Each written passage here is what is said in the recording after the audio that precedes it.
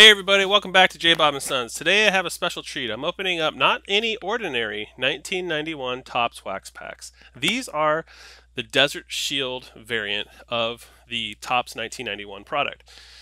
This is what the cards look like. This is a Nolan Ryan that I just picked up for my PC, and it's got the Desert Shield, Operation Desert Shield gold stamp. So that's how you distinguish these cards. If you grew up in the 90s, you may have remembered the Gulf War. So apparently Topps sent out a bunch of these cards, issued them out to the soldiers out there in the Gulf War. Not a lot came back in good condition, so they're pretty hard to come by. And if you want to talk about chase cards, then all you got to do is talk about the Chipper Jones rookie card from this set. I mean, it's going for big money. There's an auction right now on eBay that's almost hit the $9,000 mark for that card. But really, any of the Hall of Famers, like the Nolan Ryan or other, are going to be pretty valuable, or sought after, and for sure they're going to be very collectible, as is like any of these cards in the set. I've never owned any of the base cards or anything other than this Nolan Ryan that I picked up. That's the first card I've ever had. It's sort of spiked my interest. Of course, you're kind of dreaming that you might hit a Chipper Jones. So I bought a couple packs on eBay. The seller said something like, "Oh, I'm done building my set, and here's the extras." They were not cheap, but I'm already skeptical. The packs were really easy to open. There's no wax stain card. There's a gum in there, but there's no gum stain card. I just would think that there would probably be some sort of stain on these cards. So it makes me think that maybe these were already sifted through.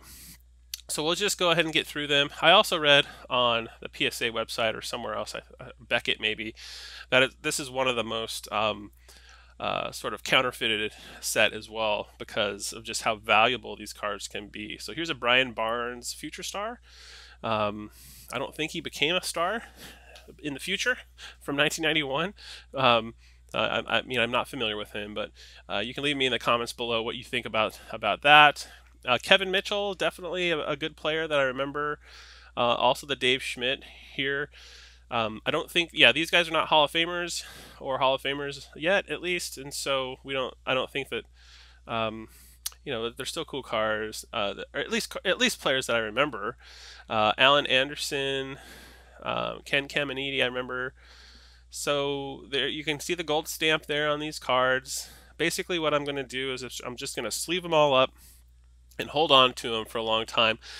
I actually did go on eBay and find that just the singles of these base cards, people are pretty interested in them, especially if they're trying to build their sets. So, all right, so getting through these cards, like I said, I'll just probably sleeve them all up and see what happens with them. And I was reading that there was like maybe like all of these cards in the set, PSA 10 sold not that long ago for like over $100,000. So it's not surprising to me. I don't think I'm gonna try buying any more of these packs because I'm just so skeptical. Very difficult to find. I think these are the legitimate cards. Oh man, this Greg Briley for a second I thought was, I saw Mariners. I thought maybe it was Ken Griffey Jr.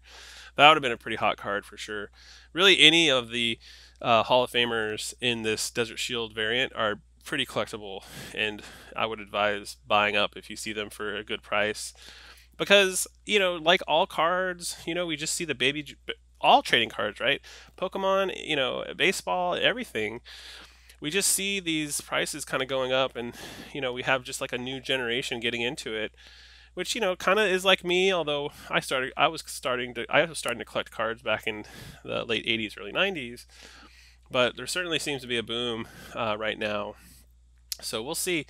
I think the value of these cards will obviously go up just because there was a pretty short print run in general, and they're pretty, the history associated with it and the conflict that they were created for is pretty neat.